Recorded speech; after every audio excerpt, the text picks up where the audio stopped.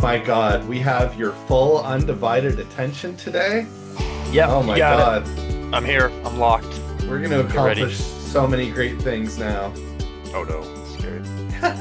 So let's start then first by sort of recapping a little bit and kind of covering the time that would have elapsed between last episode and this.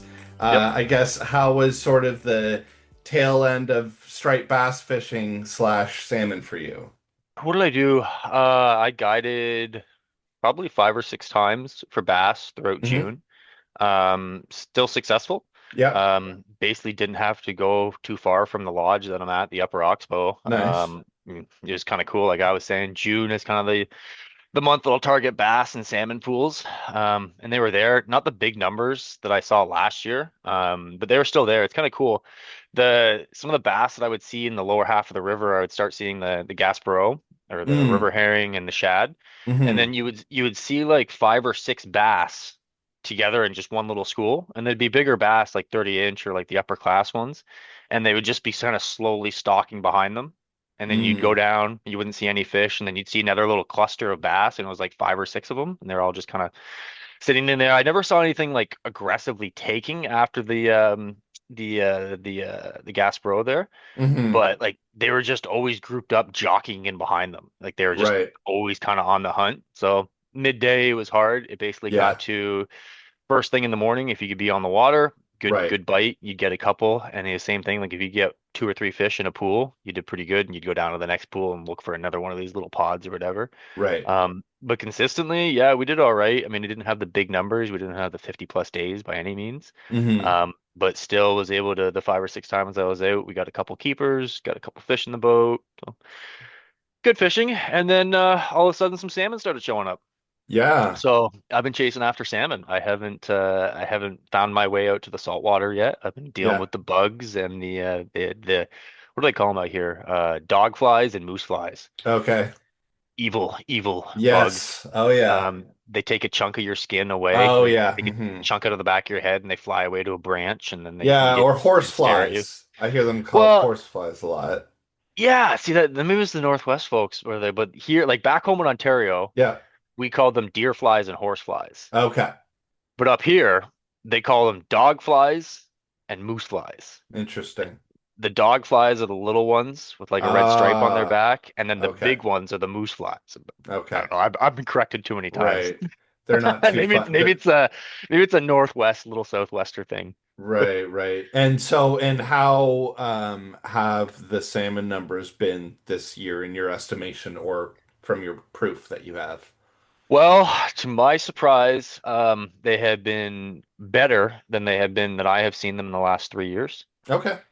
Both visually with my eyes, like, Okay. seeing fish in pools with clients, and like Hmm. clients not even having polarized glasses and being Right. like, "Oh shit! Oh crap! I do see a fish. Oh, Oh, I cool. see 2 fish. Oh, I see 3 fish." So Yeah. it's not we're not seeing hundreds of fish in a pool by any means. So don't get Right. excited. Right. There's my dog Rex. They're here joining me today. Hmm. He's in the background. Nova's here somewhere. I forgot I brought him down with me. But yeah, so the Northwest Barrier, and that's primarily where I fish. So my Yeah. information, I guess, is going to come from Little Southwest, Yeah. the Northwest, and the Savogo rivers, as well as Yeah. I do work on the Crown Reserve, and I'm in around that. So I keep a pretty active report on Crown Reserve fishing. Yeah. Um, yeah, so reports from fishermen and anglers, way better than last year. Yeah. Everybody stopped complaining about the camps and the trails because everybody's seeing some fish and catching the odd fish. Cool. Cool. Numbers for the Northwest Barrier came out and really, really good. 160 grills at the barrier and 22 salmon by the end of June. Right. So that Okay. is for the Northwest system, that's phenomenal. And it's way better Um, than last year, right? oh, abysmally, you can't even that's better than the last 3 or 4 years. Okay. That's Like not bad. for the entire season, that's better Yeah. than the last 3 or 4 years. And Yeah. we just got to June, right? Yeah. So the First Nations and Eel Grounds, First Nations and Red Bank First Nations do have their food, fishery, and ceremonial food and ceremonial fisheries. Right. I had kind of nothing's official or anything, but I had heard word through the grapevine, if you will, that they had actually got on the northwest side about 130 grills in one of their nets for their ceremonial purposes. Oh wow. So again, you mean you just put those two numbers, you have Yeah. a net down at the very bottom, so sunny corner, and then you have a barrier at the top, right? 130 fish made it to the barrier, or 160 fish made it to the barrier that are grills, right? And you got 130 that were caught down below. That's a lot of fish for a section of river that doesn't have any fish anymore. Right. Right. So it's hopeful. Yeah. Hopefully we get the conservation out there. Hopefully we get the anglers on the river and there's not as much poaching, so on and so forth. But the numbers are out there. Word of mouth travels faster than anything. Mm. But yeah, Crown Reserve is doing good as well. Like I said, it's not as though people are going in there and even catching their daily limit, which is only two. Hmm. But people are going in and in 3 days of fishing, it seems as though most groups are catching a fish, Right. or at And least or at that least is seeing some fish. better than, and because I've been on that Facebook group for a while, Mhm, and the common thread that I would see, especially last year, was fun place to be, no fish. So, and actually mhm. this year I did see a couple more positive posts. Again, no one's limiting out really, but at least people are No. seeming to get some fish. Yes. And honestly, if you look at the conditions for what we have, it's been hot, man. It's the warm water protocols are in place. Yeah, yeah, The river was above, it was around 25 degrees Celsius, which is warm. That's danger zone for salmon, they say. right. Um, so that's salmon fishing for you. I mean, Yeah, even when salmon fishing was good, let's say, it would be tricky if the conditions weren't there. You might see them raise, you might see them jump, but getting them to take, well, they were always called the fish of 10,000 casts. right, right. That's not going to change. Yeah, yeah. But something that I've kind of noted is some of the grills that I'm seeing are quite small. Hmm. Traditionally you'd see like a 4 pound grilse, 22 inches up to 24, 25 Yeah, inches, 4 or 5, maybe 6 pounds. I've seen a lot of small grills, like 18 to 20 inches and like 2 and 3 pounds. Tiny same little with me grills. actually. Yeah. In the spring season at least, I saw there were a lot of smaller grills. So I don't know, Yeah. yeah, exactly what I that don't means. know. Well, I know so myself personally, I started fishing. I was done with bear. So Yeah, what's today? 11th. I've been fishing for salmon for about 12 days now, I guess, on yeah, my belt, like with a yeah, proper with a green machine and a floating yeah, line. yeah. And I've hooked 4 grills Nice, nice. on my 6 weight. Oh Man, wow. it is so fun. Yeah, Oh my it is. God. It's been a lot of fun. So I mean, even they're all been smaller though. I think I Yeah, might have had one that was like 20 inches or so, but they've all been under 20 interesting. inches. So very Interesting. interesting. Yeah, no, I haven't really got out for salmon. One time I went to the river to meet some friends to show them how to kind of fish one pool, at least the way I know how. We didn't see anything. We didn't stay for long at all, but I haven't really made really much of an attempt at all, or any attempt for salmon fishing. And I did, before we get off the subject, I did see too. I didn't see the actual stats, but I was reading Brad Burns' blog, and he said that the numbers for salmon on the Southwest they seemed to be pretty low. It was not a very favorable report there. Hmm. Um, so what did he say? Gross Yeah. numbers are up a little from 13 in 2024 to 17 this year, but down roughly 90% from 2007. And he said, and I'm going to quote him directly here, at the end of his little report, every DFO at Moncton who has supported the catastrophic and inane decisions of the last 10 years should be fired today. And certainly, if you read Brad's blog, which I think is, it's really well written. I find it interesting. I like him as a writer. Yep. I Um, like him as a writer too. he, he very clearly feels very strongly about striped salmon being the number one reason for the salmon numbers being in decline, which, in my opinion, again, unscientific, I feel like it's more a symptom rather than the cause. Like the striped bass are in abundance Hmm. because the water temperatures and the conditions are more favorable to them versus the Atlantic salmon. That's my own opinion. We're talking about things that are based in science, and I don't have the science to back up that opinion at all, really. So, Well, you know me, I can be a little opinionated, uh-huh. but I am pretty sound on my morals. Yeah. And I actually just had this conversation with a friend yesterday, Hmm. I have to get strong on my morals because I don't want to jeopardize, I don't want to. Let me back up for a second. Atlantic salmon started off my fly fishing endeavors. Hmm. Um, Striped bass has made me money as a guide and has built me as a name as a fly tire and Hmm. so on and so forth. At this point, it's when we're picking on one species or another, it's not going to work. You know, Yeah. you the and I see the call it, the different groups, if you will, bass anglers versus salmon anglers. I wouldn't call myself either. I'm just an angler. I love to Hmm. fish. And at this point, I have to kind of pick, like, can I be on that conservation side and devote myself, which I did for a while. I was on the Brunswick Salmon Council. I was very heavily involved with the salmon, to get involved to see how the process works, how litigation works, how, Hmm.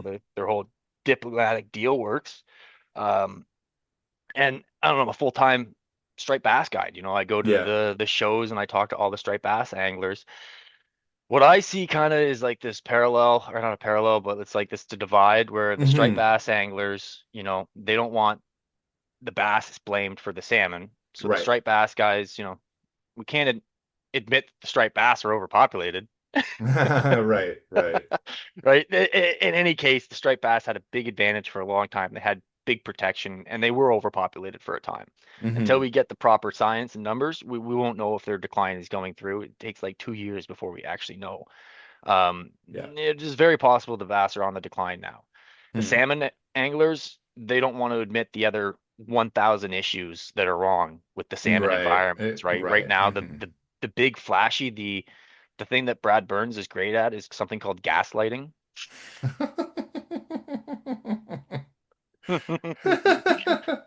Right? And it doesn't help, man. Stop throwing gasoline on the fire. Just let the damn thing burn out and clean up the mess after. Like it, you know what Yeah. I mean? Like, Yeah.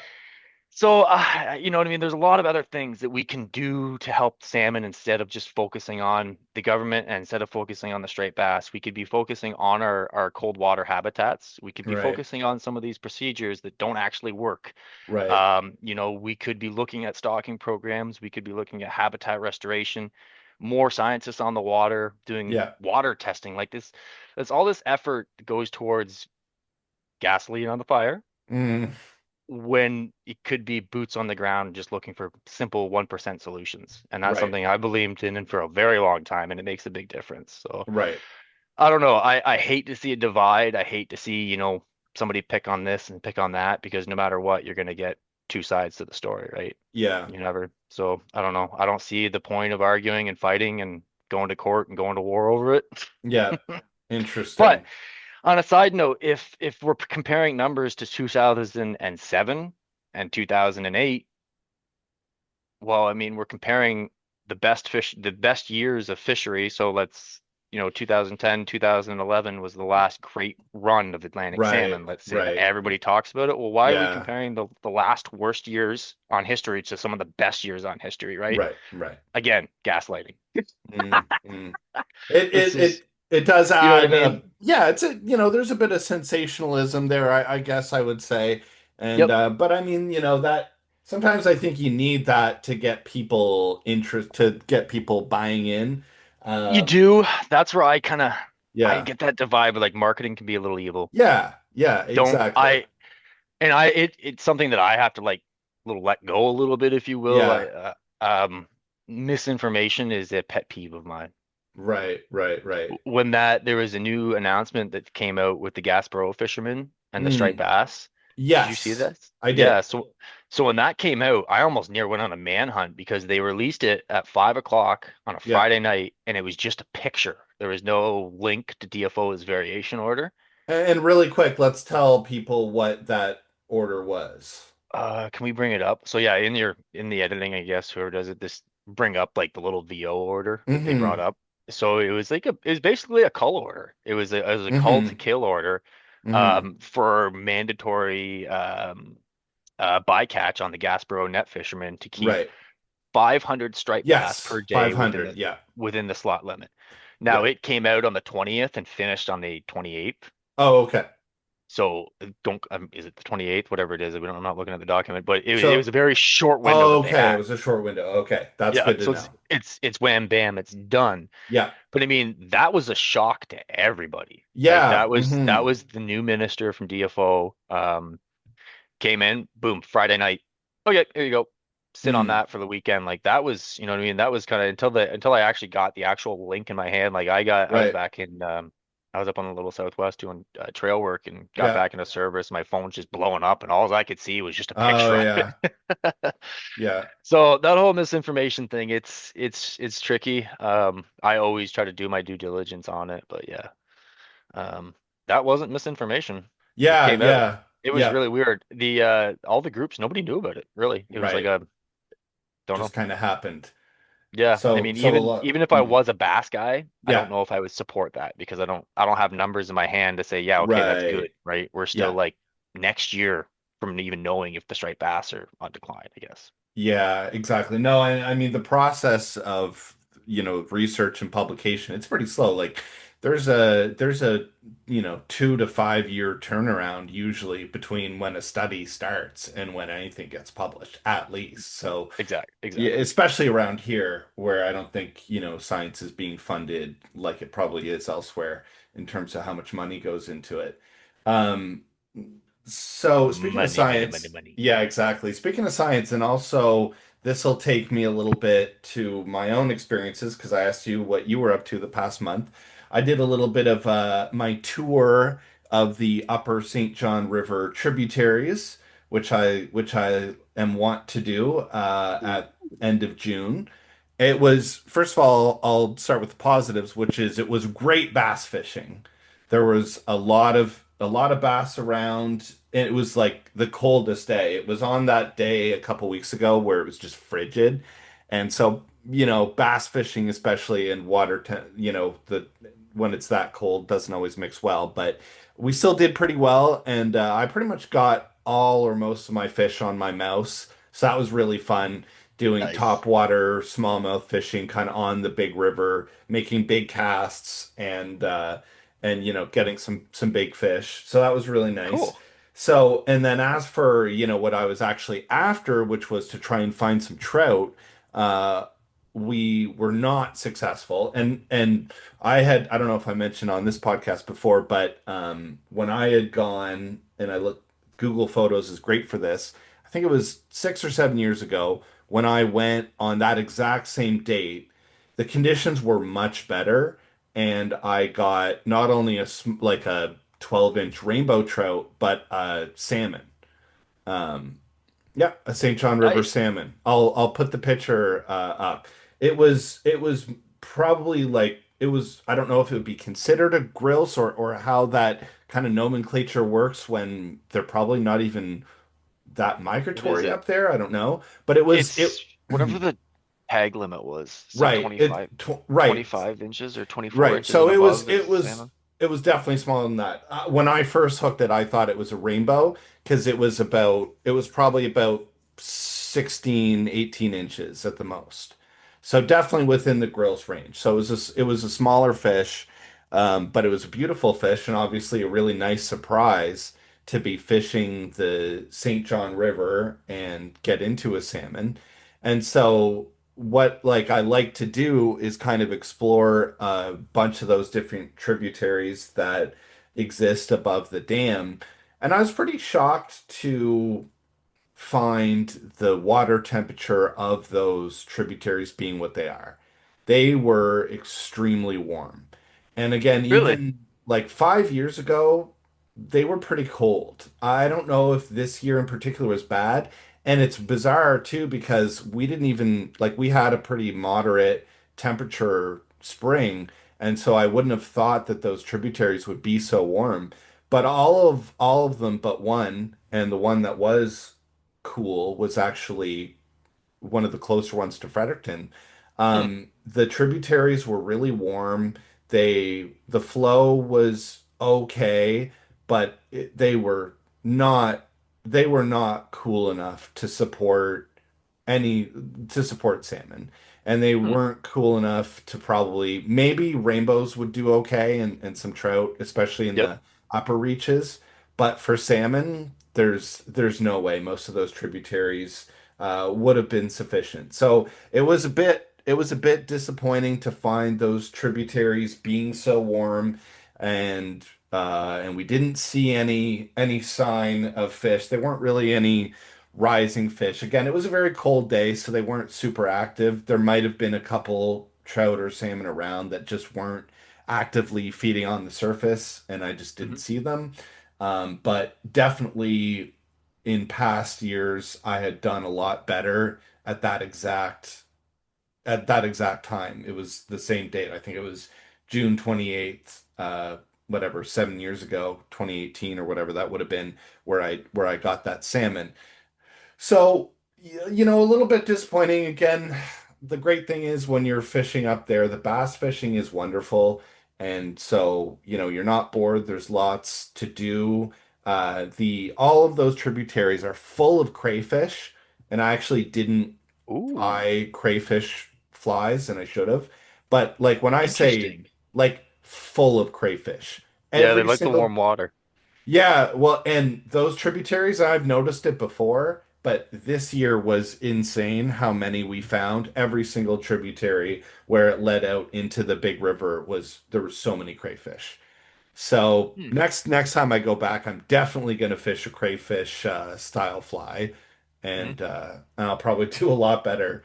Um, and then the cool thing about that is that I was thinking about that, and then I wanted to talk about that, and then just now I saw someone had shared a piece of research regarding the upstream passage for salmon. In fact, the article's called Poor Upstream Passage for Endangered Atlantic Salmon at a Hmm. Trap and Transport Fishway in the Woolstook/St. John River, New Brunswick. And that was just released by a group of scientists who I see their names all the time. Dr. Linen Sari, did I pronounce that right?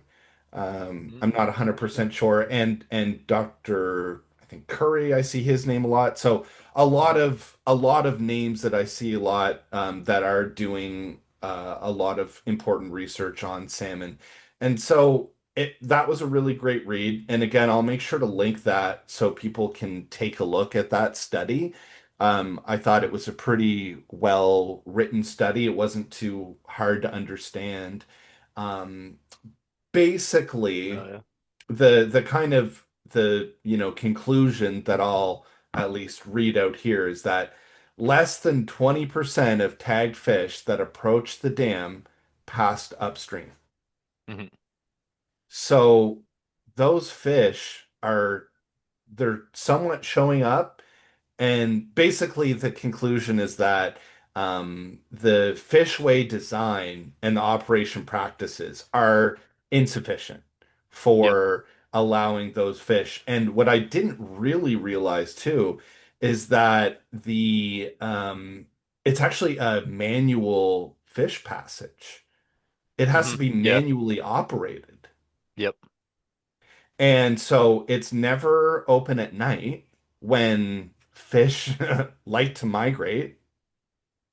Hmm. And so obviously they're not doing well in that situation. So, read the study for yourself. There were some barriers I saw with it. But I think it was pretty evident based on the conclusions they found that the dam passage is completely inefficient right now. Yeah. Yeah. That's Insufficient. it didn't take much to figure out. You gotta open the door to let the fish go upriver. Yeah, and I mean, again, my instinct probably in the opposite way of yours is to usually trust science and trust officials that are in charge.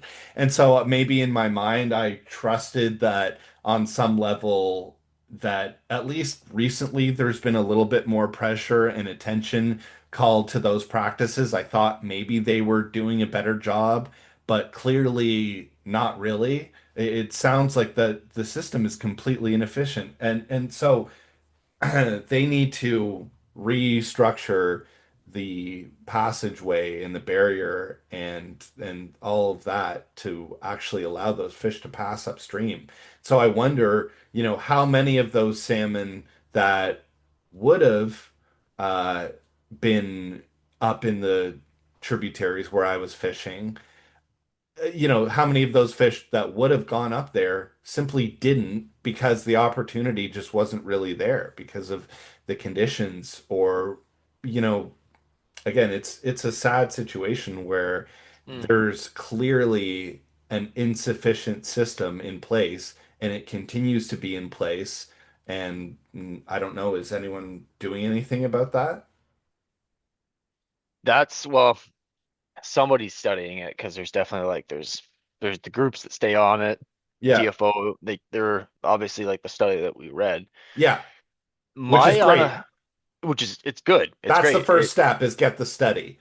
Yeah, and there's always going to be that, right? There's always going to Yeah. be somebody that's going to ask these same questions that you're asking, right? How, Yeah. who, what. When I listen to this a little bit, I Yeah. mean, hopefully somebody in government's listening, but there is technology out there that Of there's a course. solution, right? I'm a creative problem solver. I've Yeah. always have been, and believe it or not, I'm pretty good mechanically. Right. So I've worked a lot with pipelines, with gates, and as a raft guide, as a fly fishing guide, as a river Hmm. bum. I know hydrology very well. There's technology out there. So A, we have tagged fish, so we know they're showing up at a wall. The Exactly. wall has a floodgate or a gate on it that has to be manually operated. Well, Yeah. the technology exists that there sh could be, let's say theoretically, I'm not Yeah. saying this is the answer, but there could be a signal sent from a tagged fish to a gate valve that's automatic that opens that gate when fish are Yeah. there, Yeah. right? Or there could be a setup that it's semi-automatic. Yes. So at certain times, it's opening itself in intervals of like, Yeah. every 20 minutes it opens and then closes, something like that. And then it's got a sensor in it so that it can't close on a fish. Yeah. I don't know. Or it Yeah. can't close the last quarter of the way, so it can't crush a fish or Yes. something stupid, right? Like Yeah. that's my thing with like put boots on the ground, Yeah. stare at it, find a solution, Yeah. try it. Doesn't work, adjust, retry it, probably figure it out the second or the third time. Yeah. And Just saying. But it takes that effort. It it takes that kick in does. the ass to get there. Right. That's where I see either it goes one of two ways. They slowly figure it out, or Yeah. they abandon the project completely.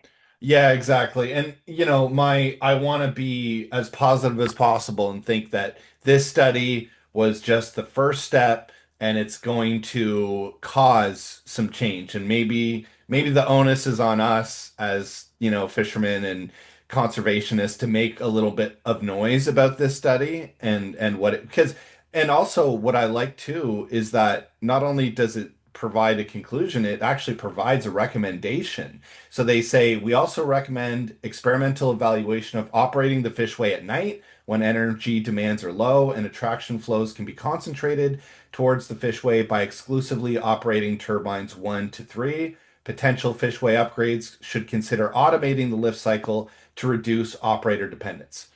Yep, Boom. there you Right go. there. There's what you need to do. The science is there and they're saying in this study, here's what you need to do. Now the question is, will that be listened to? I'm interested to see what the result is going to be. And I know things move slowly.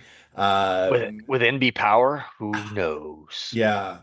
Yeah. There could be the thing that I've seen, and it sucks. Like I've Mm, been at some of these, call them round table discussions, yeah.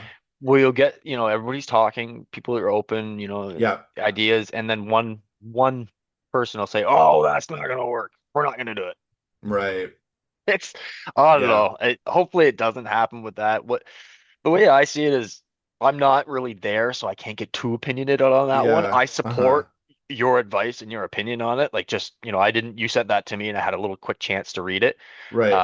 And then just hearing your explanation, I said, well, God damn it, there's got to be a solution to have this thing Right. automated. And like you Right. said, it's right in there. Right. Automate the damn system. So even Right. me being me, having some experience, some basic knowledge, whatever, but not being there, I just heard it, said, well, fuck, automate the damn thing. And right, Exactly.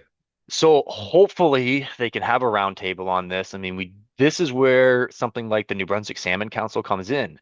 Hmm. Whether or not they have that push anymore, I don't know. Whether or not they have the capabilities to, this needs to be basically the litigation behind this is, so if there's some sort of like procedure in this or something like that, you know, they can have meetings with both DFO, DNR, NB Power, and they can have a litigator from the province there to litigate this Hmm. meeting and say, okay, you guys aren't working forward. You need to follow this agenda. You need to work forward.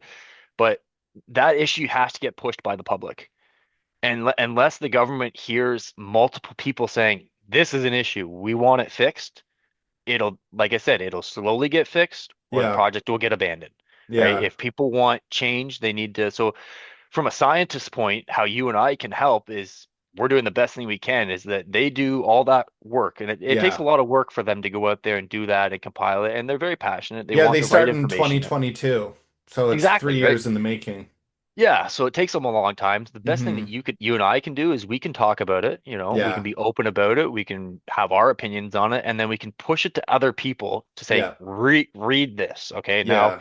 what's your local conservation group, the Wallastock uh salmon recovery team, which one are you going to? Go find them, start talking with Yeah. them, find out, okay, when is the next DFO meeting? How do we get there? It's all about numbers. So the more people that push, True. the quicker to get solved. If there's nobody Yeah. pushing it, there's nobody going to solve it. I wonder who the best sort of person to put that pressure on would be. Like, would it be a local MLA? Would it be NB Yep. Power? I wonder, an MLA is probably an okay one. The MLAs, but it has to be some sort of, I don't know, almost like a public action. You need to hit it on two or three fronts. You Mm. need an MLA, you need the commoner. So you need, the Hmm. average blue collar like you and I. You need a Hmm. scientist in there. You need a collaborated team effort to Yeah. have a good opinion. And then you just need to push it to the public. Yeah. We have that ability, right? We have CBC News, we have Radio Yeah. Canada, we have all of these different news outlets, all these different Yeah. things. So you organize, you deliver the message, and then you wait for results and you make a plan, you go ahead. Yeah.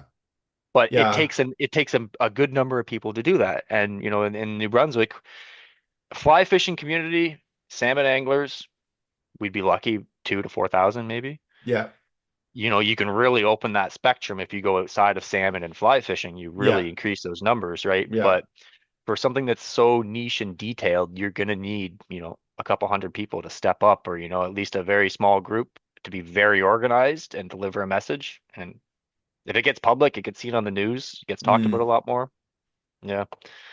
Well, It's not a one answer solution, I guess. yeah. Well, I'm gonna try and get a little pushy with this study and maybe exercise my voice a I little uh bit. I Yeah. would reach out to the New Brunswick Salmon Council, Mm. and they represent the affiliates. Get the Hmm. affiliates, so the conservation groups that are local to that, and you'll find the right people to talk to there. Right, right, I can give you some names off screen that you can reach out to. right. Yeah. But yeah, that's your avenue there.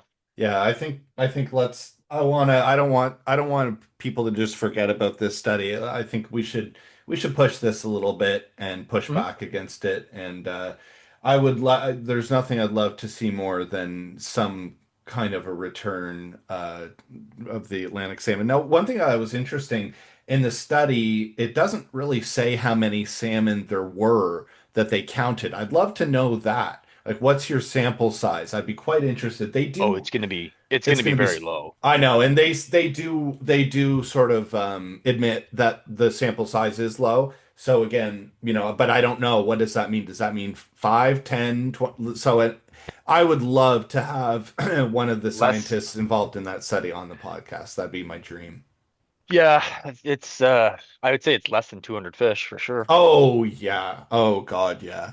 I mean, me catching that salmon on the tributary of the St. John River, that was like a miracle. I haven't heard of anyone catching a salmon in those tributaries. Maybe it's just a function of I just didn't hear about it, but I would have, thought there'd be someone would posted and whatever. Although, of course, when you're fishing there, you're not meant to be targeting salmon, and I'm targeting the rainbow trout, and it was just an accident that I got the salmon. So maybe that's part of Bycatch it is too. bycatch. Bycatch is bycatch, baby. So okay, so we just talked about some science that we agree with and that we want to kind of get behind.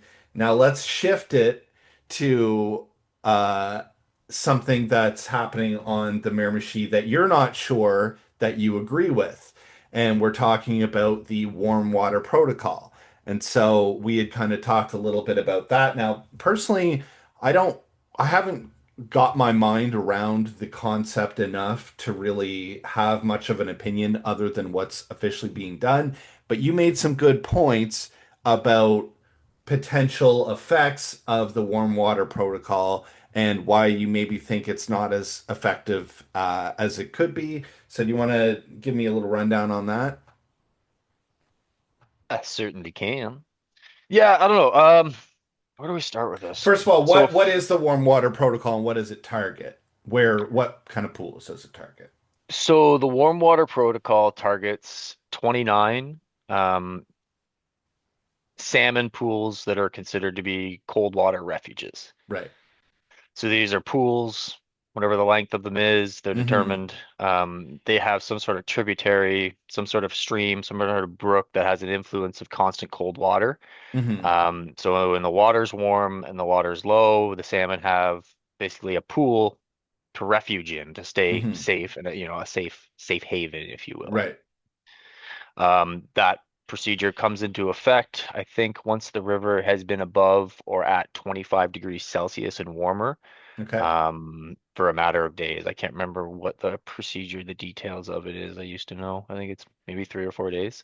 Right. And then vice versa, in order for that procedure to come off, the river needs to go down below that temperature for 3 days and remain below 25 degrees for Gotcha. the pools to open.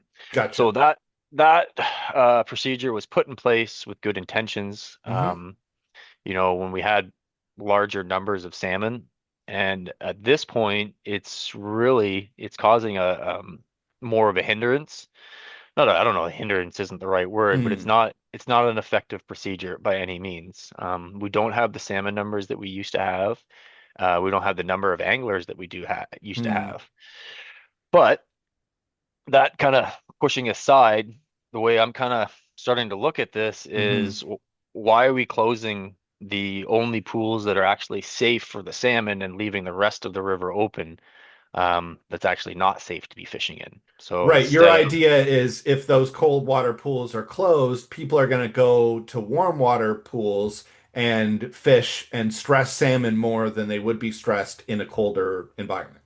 Exactly. Yep. And if you're an outfitter or a guide working, independently, Yeah. you have a group of people, let's say they came over from Europe, and they came over, they booked this trip, they're coming Mm-hmm. over on those 3 days, they're gonna fish regardless, Yeah. right? They've paid for that. It's, they've done their deposit, so on and so forth. They get there, they're gonna go and fish regardless. So instead of letting Mm-hmm. them fish in the proper habitat, they're forced to go out and fish in an area. Um, that's warm, that if they do catch a fish, it's twice as likely that they're going to be stressed out. Right. So some people would argue that those 29 salmon pools are all private. Hmm. They're not. Not all of them are. Some of them No. are, Mm-hmm. but not all of them are. So that being said, if the river or if the procedure was almost flipped around, where the cold Mm. water pools were what was left open, Right. and the rest of the river that was warm was actually closed, Right. right? The anglers could still angle. And let's say that, Mm. they're really worried about somebody snagging a salmon, because I believe, somebody can quote me if I'm wrong on this one or not, but from my research, I believe the initial issue of cold water protocols came in, or the warm water protocols came in, is because people would go to these cold water pools and Mm-hmm. snag and jig salmon. So when they're Right. doing that, they're casting it, they're hooking them in the stomach, and they're, dragging them to shore. We do get people netting pools, but people get opportunity to net these pools when they're closed because nobody's at them, Right. Right. right? So if we leave those pools open, we close other sections of the river, or we just get rid of the procedure. I'm not how to actually go about it. But if Right, we right. leave those open, we leave the anglers in place there, and maybe we limit them to dry fly fishing only. Right, that was your idea. Dry fly only so that no one's dragging bottom essentially. That's Yeah, an interesting approach. I like that a lot. you keep the anglers on the water. Yeah, If you do catch a salmon, it's in the best possible spot for them to right, recover. right. Simple as that, right? Yeah. So, That's an interesting idea, and that kind of what that makes me think of a bit is how, some places around the world they disallow or kind of look down on spring salmon fishing. But in my mind, I think I can't imagine that it's not actually easier on the fish to fish them in cold, cold water in the spring. I tried to look for studies looking at mortality rates in the spring versus summer, and I didn't really find any. mhm. But it's at least intuitively, it seems like fishing for them in that much, much colder environment, their recovery rate's going to be better. Well, it's not just that, they're in an active feed as well, right? Right, So right, right. not only are they in the colder water to recover the oxygen, but they have the energy, they have the Mm. calorie source to fight and to Right, and recover, I they can guess. replenish the calories that they lose in the fight Yep. versus in the summer where they're not going to replenish those calories. Yeah, Yep. that's an interesting point. I think Yeah. the main argument, like you hear some Hmm. folks from Nova Scotia, but across the pond there, Yeah. in Europe is where you really hear it, is that Yeah. you're picking on a fish that has just spawned out and has been underneath of the ice. They're Exactly. skinny, they're Hmm. slinky, they're barely Yeah. gonna die. But I think that opinion really comes almost based off of just looking at a picture. I think so too. Again, I no the well, I don't have studies that show specifically salmon fishing versus summer salmon fishing, which is worse for the fish. But I've definitely seen studies that say the temperature of the water and the time playing the fish are the biggest indicators of mortality. And Okay. so with spring salmon fishing, the temperature of the water is lovely. It's very cool. It's around here, it's never going to get warm for that spring run.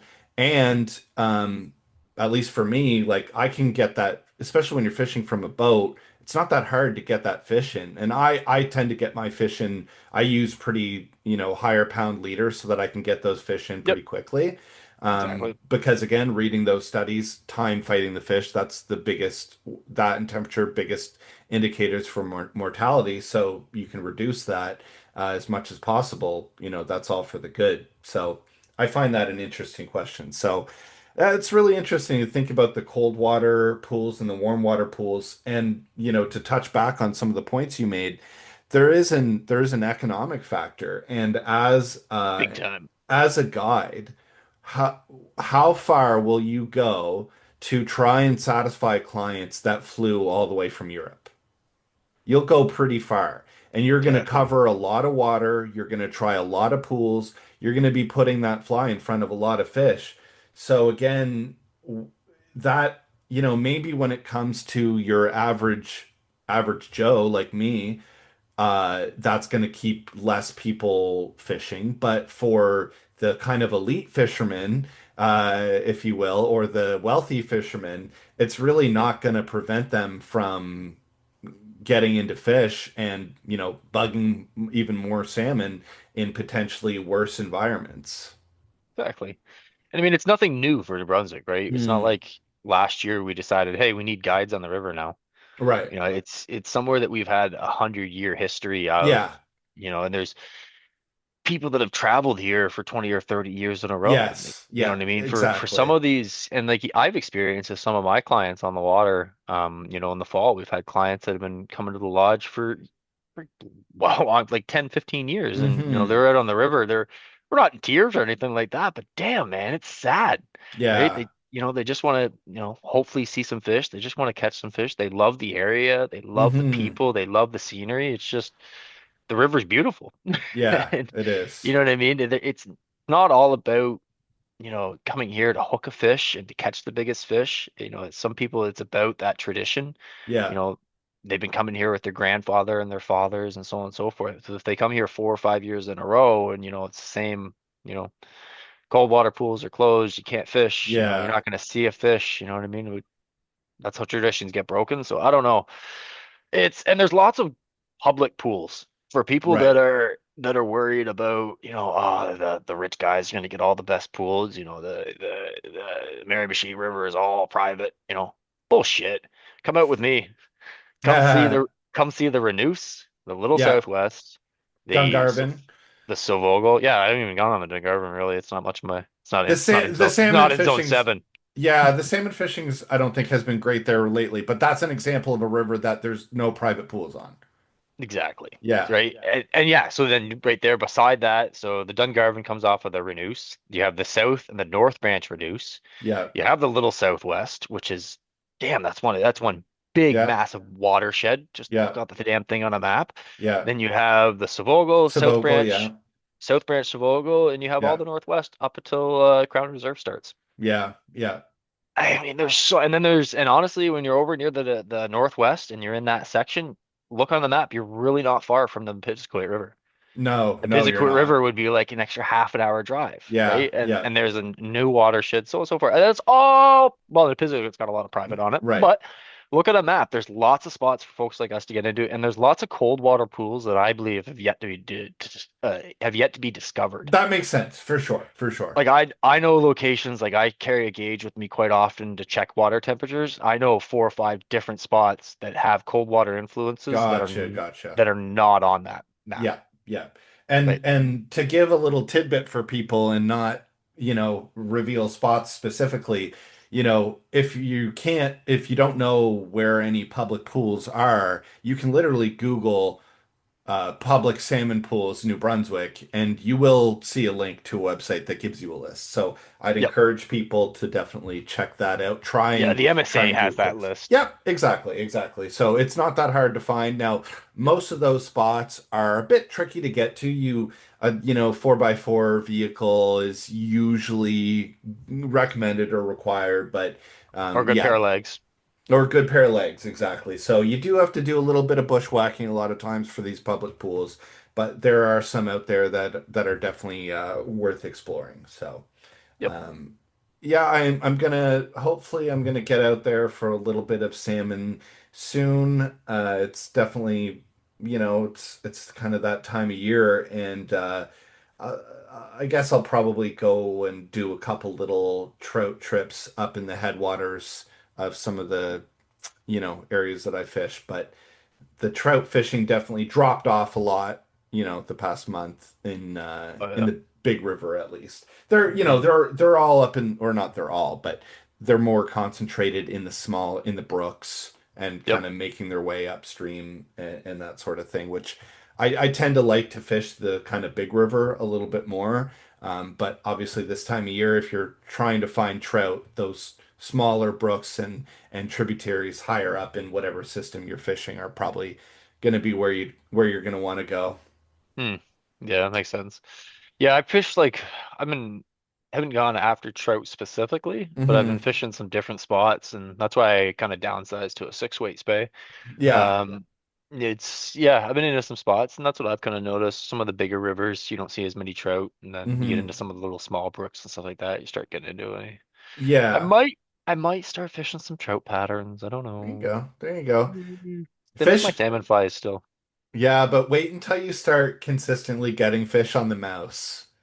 Yeah, that'll be fun. I It's haven't gonna tagged it's one yet. it's gonna change your opinion. Like it's they're a blast to use because it's such a active style of fishing. Like you're fishing it like a bass popper, popping it on the Okay, water, making a lot of movement. And the way that fish react to that movement is just it's crazy. It's a that's cool. frenetic, intense energy and Mhm. they'll slap at it and miss it and come back for it and it's just so much fun. So that's a Sounds recommend like bass especially fishing. yeah, yeah, exactly. Hmm. And this time of year, it's a good time to use that, and also hoppers. It's definitely hopper season if you're fishing trout. So I'll be tying a little more foam hoppers Hmm. and fishing, terrestrials and foam and that sort of thing. So Terrestrials. I don't know yeah, why I man, like that word, it is a terrestrials. good word. It is a good word. So yeah, that's been a great it's been a great podcast again. The time just flew by. I can't believe an hour came and went. That was easy. And now we need an actual scientist to come and challenge some of our wild opinions and maybe help interpret some of the science that maybe we're interpreting completely wrong. So that's a personal goal of mine. And you said that you know some of the people that wrote that study. So I really want to get one of those scientists on the podcast in the next couple episodes. That's my goal. And hopefully, if they just release this paper, they're probably in the mood to want to talk about it. So it might be the Mhm. best time to try and contact someone. So I'm going to try and get a hold of someone, and hopefully we can bring you an interesting interview where we kind of do a deeper dive into that study and others. Because if you look at a lot of these scientists that worked on this study in particular, a lot of them have consistently done work on a lot of the important studies that have to do with anadromous fish in the province. And so they've got a big body of knowledge that I'd love to tap into a little bit more. Yeah, that was just released Yeah, that was what released 4 days ago. seven. Yeah, yeah, it's pretty active. So that's a brand new study, and and I do encourage people to read it and make some noise about it. I'm gonna be posting a little bit about that, and hopefully we can get some movement there. If if we could use our small voice that we have and our small, following to make some kind of change to the Mactaquac Dam, I would die a happy man. Like if that's the one thing I do in my life, make that a little bit of a better situation, I'd be completely happy with that. So Like it. Well, it's not so much my river, but anything I can do to right, help, I will right, help. right. Yeah, yeah, that's true. I feel I have a kinship with that river, I grew up I around it. So, oh sorry. I would. mhm.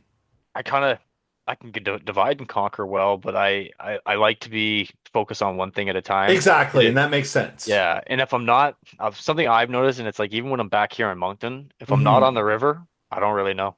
It's just Yeah, something that, exactly. right? And I don't spend any Yeah, time. I've never, well, I fished the St. John once or twice. yeah, I've never, I'd have to go to the dam. I'd have to hang out there. I'd have to, yeah. I'd have to drink the dirty water. Yeah. Yeah, and Um, what you really need to do to experience it, I find too, is you have to fish it above the Mactaquac Dam and yeah, see that's what what a the lot of people river's like, where the river's it feels a little more wild, and there's more like visible structure and eddies and do. pools, and it's not just one big deep, section of water. It's a blast to fish up there, and I'd love to see that section of the river, return to its former glory, or at least some small shadow of its former glory. I mean, it's like again, I have that personal connection with the river, and my grandfather, he used to like there was a pool in Douglas in Fredericton on the north side that he used to fly fish all the time. Like we're not that far removed generationally from people that used to consistently fly fish that river for salmon and with great success too. And so, I just don't want to lose that little bit of history and the kind of gifts that the river give us. So, anyways, Yep. hopefully we can do something about that. And I'm glad that they're doing these studies. Hopefully they do more. Hopefully there's funding there. And can't wait to talk more about that, and hopefully have someone that is a little more informed to talk about. Awesome. Awesome. Well, thanks for your time today, buddy. Not a problem at all, sir. Thank you. All right, we'll talk later. Cool. All right.